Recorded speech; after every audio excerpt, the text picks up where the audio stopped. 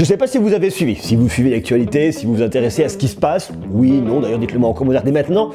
Eh bien Samsung va présenter le 11 février prochain à San Francisco ses nouveaux smartphones. Alors on sait qu'il y aura effectivement le successeur, en tout cas les successeurs du S10. A priori ça ne serait pas un nom S11, on arriverait directement au S20. Ça, j'en ai déjà parlé dans une précédente vidéo. 2020 s'annonce être une année tout aussi excitante avec le lancement de pas moins de 3 nouveaux produits dans la gamme S. Un changement de nom, on sort du régime S9, S8, S10. On va pas sortir le S11, on passe directement au S20, S20, S20 Plus, on garde le nom Plus, et S20 Ultra.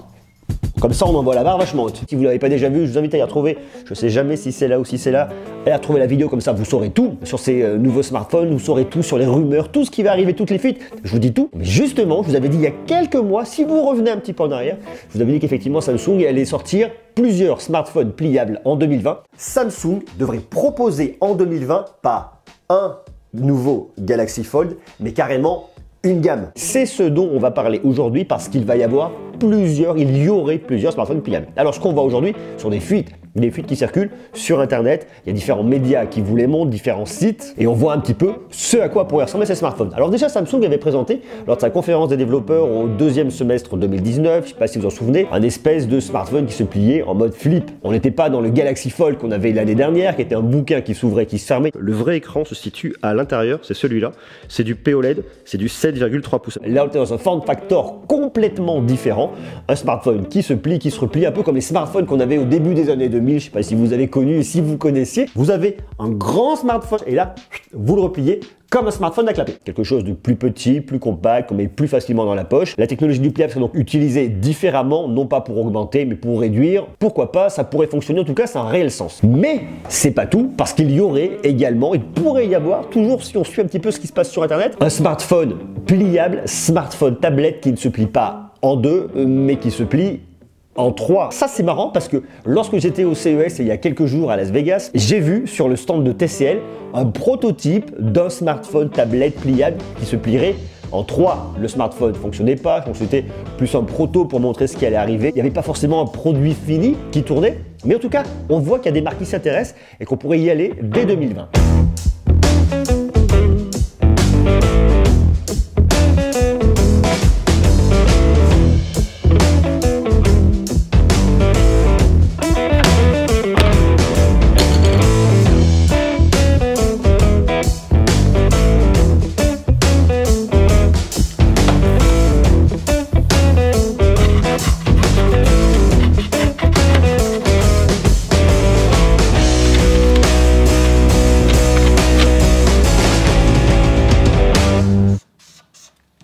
Donc regardez comment ça se plierait. Le premier smartphone, c'est le Fold un peu classique. C'est ça, c'est-à-dire que vous avez un smartphone classique, vous partez d'un grand smartphone ouvert. Oui, je sais, je suis très fort en création, vous pouvez me le dire directement en bas en commentaire. Ça se passe comme ça, ça se met comme ça, vous avez votre smartphone. Je me suis basé sur un smartphone standard, 6,2, 6,5 pouces. Votre smartphone est grand, il est ouvert et vous venez le refermer comme ça. Alors, j'ai pas pris compte effectivement de la dimension du châssis, du contour. Donc ça serait en fait un peu plus gros, mais l'idée c'est ça. C'est qu'en fait, vous avez un seul même et grand écran comme ça, que vous venez replier, que vous venez glisser très facilement. Regardez, comme ça, dans votre poche. Ça, c'est le point positif, c'est qu'effectivement, on utilise un écran pliable, pas pour augmenter, mais pour réduire. Le point un petit peu négatif, c'est qu'on va venir rajouter effectivement de l'épaisseur dans la poche, mais ça va passer très facilement dans une poche, très facilement dans un sac à main. Donc ce format-là, il pourrait être vachement bien. Alors ça, c'est un petit peu plus simple, un peu moins compliqué à expliquer que le format qui se plie en 3, parce qu'effectivement, vous l'ouvrez, vous avez votre écran à l'intérieur, vous avez un grand écran qui se plie, on reste sur un écran OLED. Maintenant, il y a un point qui est intéressant, c'est au niveau des caméras. Alors si on prend effectivement le Galaxy Flip, je ne sais pas comment on peut l'appeler, et bien là, c'est tout de suite beaucoup plus simple parce que vous avez votre smartphone, vous avez votre écran qui se situe là et vous auriez effectivement votre petite caméra qui se situerait juste ici pour venir prendre vos photos. Ça, c'est plutôt simple, une caméra de 10 mégapixels. Jusque-là, ça roule.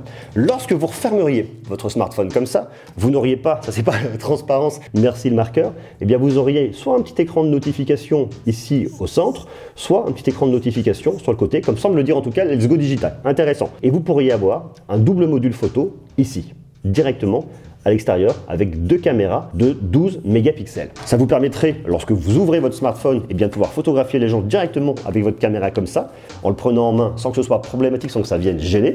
Et lorsque vous l'ouvrez et que vous voulez effectivement prendre des photos, vous avez votre caméra de selfie ici. On ne s'attend pas forcément ici à avoir les meilleures caméras, on n'aura pas une caméra de 100 mégapixels, mais on aura quelque chose qui fera vraiment le taf, et tout ça pour un tarif qui sera vraiment pas déconnant. Tout ça tournerait sur un Snapdragon 855 pour essayer de gratter un petit peu en termes de coût. Ce serait un écran de 6,7 pouces de diagonale, bien évidemment AMOLED. Je pense qu'en termes de caméra, on aurait une caméra à ouverture variable. Vous savez, la caméra qui ouvre à f2.4, f1.5 pour essayer de capter le plus de luminosité possible. Ça, c'est une techno de Samsung qui est prouvée, qui marche, donc pourquoi pas l'intégrer directement là-dessus. Une batterie qui serait entre 3000 à 3500 mAh. On irait jusqu'à 256 Go de stockage. Parlons maintenant du nom. Pour le nom, j'imagine pas que Samsung va l'appeler le Galaxy Fold 2, tout simplement parce qu'il y a déjà un Galaxy Fold. Alors en fait, quand vous mettez un numéro 2, quand vous changez la numérotation derrière, ça veut dire que vous restez dans la même typologie de produit, dans la même idée de produit, mais que vous venez juste un petit peu rafraîchir, apporter des informations, faire évoluer la gamme. Là, pour le coup, ça serait pas une évolution du Galaxy Fold, ça serait un nouveau form factor. Donc, il y aurait forcément un autre nom. Il y a différentes rumeurs qui circulent sur le net, le Galaxy Flip, je ne sais pas comment est-ce qu'ils vont l'appeler,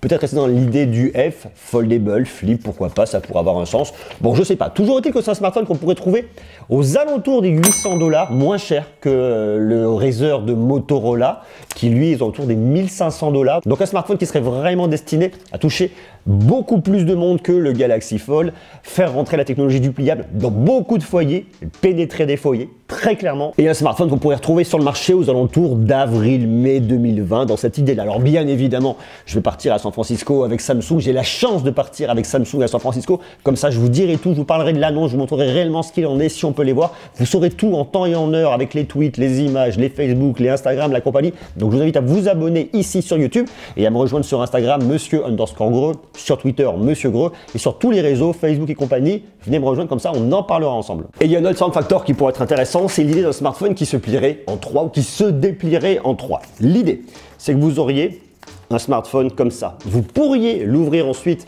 pour l'utiliser avec un petit écran, vous l'ouvririez, ça vous ferait un smartphone un peu plus grand, et là vous l'ouvririez en grand, vous aurez carrément une tablette. Ça se plie dans tous les sens, ça se plie pas que dans un sens. Ça peut sembler fonctionner. Je vous le dis, j'ai vu un proto un peu dans cette idée sur le stand de TCL au CES, pas du tout fonctionnel, donc pour l'instant c'était vraiment histoire de montrer. On avance sur le pliable, on vous montrera ce qui arrivera très prochainement. Mais moi je trouve cette idée assez intéressante. Pourquoi ? Parce que si vous réfléchissez par rapport à ce qu'a fait Samsung sur le Galaxy Fold, tout simplement, eh bien vous avez un smartphone avec un tout petit écran de notification, vous l'ouvriez et vous avez votre smartphone comme ça. Là, vous pouvez l'utiliser avec un plus grand écran, ça fait un smartphone pliable, mais lorsque vous le refermiez, eh bien vous avez un petit écran de notification. Là, l'idée, c'est que vous auriez un écran de smartphone, un vrai smartphone, vous l'ouvrirez comme ça, vous auriez effectivement bien un petit peu, je dirais, le même format qu'un Galaxy Fold, voire légèrement plus réduit. Et lorsque vous voulez vraiment profiter au maximum, eh bien vous ouvrez tout ça en grand et ça vous fait une tablette. Donc en fait, vous avez un smartphone avec un écran probablement 6,5, 6,7 pouces que vous allez ouvrir en grand. Ça va vous faire une énorme tablette, toujours plus compacte, toujours plus réduit, mais par contre lorsque vous le dépliez, vous avez plein d'autres usages et ça c'est vachement cool. Lorsque vous l'ouvrez comme ça, vous avez un écran ici. Qui dit un écran va demander forcément une caméra. Lorsque vous l'ouvrez en deux, et bien cet écran qui est là va disparaître. Il vous faudrait donc ici une caméra, ne serait-ce que pour le travail collaboratif. Bon, je vais pas faire la même bêtise qu'ici, je vais refermer le marqueur indélébile et je vais prendre un stylo, ça sera beaucoup plus simple. Donc on recommence. Ici vous avez donc votre smartphone. Il vous faut donc ici une petite caméra, soit une, soit deux, soit des bulles d'un côté, de l'autre. Lorsque vous l'ouvrez comme ça, il vous faut également une caméra lorsque vous allez venir travailler sur du boulot, compagnie, ci et ça. Comme vous avez la pliure au milieu, vous ne pouvez pas venir avoir de petits poinçons ici. Vous allez donc l'avoir déporté sur une bulle d'un côté ou de l'autre. Donc on peut imaginer une bulle avec pourquoi pas un double module photo ici qui vous permettrait d'avoir une caméra principale et un ultra grand angle, ça pourrait fonctionner. Mais lorsque vous ouvrez la complète, et vous vous retrouvez avec ces espèces de 3 caméras. Celle-là, celle-là et celle-là. Et là, ça devient relativement bizarre. Du coup, celle-là, on peut se dire qu'elle n'a pas plus sa place ici, mais qu'elle a davantage sa place ici, sur le côté, avoir une bulle. Mais là, vous aurez quand même un écran avec 3 caméras. C'est pour ça que ce format me paraît quand même relativement bizarre. Il peut être pratique, mais il est bizarre. Mais lorsque vous l'ouvrez comme ça, vous avez besoin aussi de caméras à l'arrière pour venir faire des photos. Alors, il faut imaginer que si vous le repliez comme ça, eh bien, vous avez cette partie-là qui est cachée, donc le module photo aurait plus sa place là. Lorsque vous le repliez comme ça, c'est toujours cet espace-là qui est disponible. Donc pour le module photo arrière, vous voyez, très clairement, il y a une seule possibilité qui se situe ici, où là, vous auriez, je pense, un triple module photo. Ça paraîtrait en tout cas avoir un sens. Grand angle, ultra grand angle, téléobjectif, et pourquoi pas une petite caméra TOF, vu qu'on serait sur un produit quand même très haut de gamme. Donc en termes de photos, c'est quand même bizarre. Vous voyez les usages, moi je les trouve cool, parce que vous prenez votre smartphone, hop, je navigue, ok, pourquoi pas, ça me fait un smartphone classique, ok, hop, paf, je veux l'ouvrir, je suis sur un fold, ça dépend des formats, des vidéos. Là je veux travailler en mode tablette, je l'ai beaucoup plus grand. Alors on pourrait se dire, ok, pourquoi l'ouvrir en intermédiaire alors qu'on va l'ouvrir en plus grand directement? Est-ce qu'il ne faudrait pas un autre système? Est-ce que l'idée de l'ouvrir comme ça, c'est pas juste une excuse pour venir l'ouvrir comme ça? Il y a plein de questions qui se posent sur les usages, sur l'intégration des caméras, sur l'intégration des composants. Mais en tout cas, sur le principe, ça mène à beaucoup de réflexions et je trouve ça vraiment intéressant. À vous de me dire ce que vous en pensez en bas en commentaire. Point un peu négatif, qu'on risque vraiment de voir arriver là-dessus, eh bien c'est l'épaisseur. Parce que là, je vous montre sur un bout de papier, donc c'est très fin. Mais si vous l'imaginez fini, construit, et si effectivement ce produit arrive, pour l'instant, c'est pas du tout sûr, mais en tout cas, c'est une idée, une piste, vu ce qui circule sur Internet, eh bien vous aurez comme un produit qui pourrait en tout cas être potentiellement relativement épais et qui dans une poche, je pense toujours au côté un peu pratique, qui dans une poche serait quand même un peu déformant, un peu gros, un peu épais. Bon, mais l'idée c'est que vous pourriez mettre en gros une tablette dans votre poche, vous prenez tac, vous glissez, bon mis à part l'épaisseur, ouais, ça va être un petit peu plus gros, eh bien vous pourriez mettre carrément une tablette dans votre poche. Et ça pour moi, c'est vraiment cool. Pour l'instant, il n'y a rien de sûr là-dessus, ça a été montré à partir d'une publication sur Weibo. Il y a un écran qui était pris en photo et il y aurait une pub directement dessus où on voit la lueur de l'écran, ça permet de voir comment ça se situe, comment ça s'abrique. Bon, c'est vraiment très clairement juste une idée, je suis pas sûr que ce produit sorte. En tout cas, ça montre qu'il y a une vraie réflexion sur le pliable, de quelle manière on le plie, quels sont les usages, comment ça va être à l'avenir et qu'est-ce qu'on va pouvoir faire avec ces smartphones-là. En tout cas, ce qui est sûr, c'est que l'idée de l'écran pliable, du smartphone pliable, c'est soit d'augmenter, soit de réduire. Et après, il y a un autre point qui me fera un peu peur, c'est le fait d'avoir une marque. Lorsque vous utilisez un smartphone avec un écran pliable, vous le sentez quand même un peu sous le doigt. Donc là, vous auriez une pliure de ce côté-là, vous en auriez une autre de l'autre. On le sentirait quand même. Je suis pas sûr que ce soit vraiment hyper bon. Il faudrait vraiment voir en termes de finition, après industrialisation, ce que ça donne. C'est pour ça que pour l'instant, je reste quand même un peu dubitatif sur cette idée-là. Maintenant, est-ce qu'on aurait un Galaxy Fold deuxième du nom, toujours plus optimisé, en enlevant cette espèce de grande encoche sur le côté intérieur que je trouve pas complètement dingue, venant vraiment l'améliorer, pourquoi pas augmenter l'écran de notification, pourquoi pas nous faire un réel écran, ça pourrait être cool. Pour tout savoir, il y a une seule chose à faire, vous vous abonnez, vous activez la cloche, les petits clics de tous les côtés, comme ça vous saurez tout et je vous en parlerai très clairement le 11 février. Je serai à San Francisco avec Samsung, je verrai tout ce qui va se passer, je vais tout vous raconter, je vais vous emmener dans les coulisses, je vais vous emmener dans l'histoire, vous montrer tout de A à Z. On va tout se raconter, ça c'est vachement cool et j'ai vraiment hâte déjà voir ce qui va se passer du côté des a priori Galaxy S20, ça pourrait être le nouveau nom de ces produits, voir ce qui va se passer du côté du pliable, voir ce qui va se passer du côté de l'écosystème, a priori pour y avoir aussi des nouveaux buds. Je pense que Samsung a une belle histoire à nous raconter et je pense qu'en 2020, on va vraiment se régaler avec plein de nouveaux produits super intéressants, super passionnants. Donc je vous invite bien évidemment à me rejoindre, à vous de me dire maintenant ce que vous en pensez en bas en commentaire. Qu'est-ce que vous attendez, vous, de Samsung en 2020? Qu'est-ce que vous attendez, qu'est-ce que vous voudriez voir arriver comme produit et qu'est-ce que vous pensez qui pourrait arriver au niveau justement des smartphones pliables?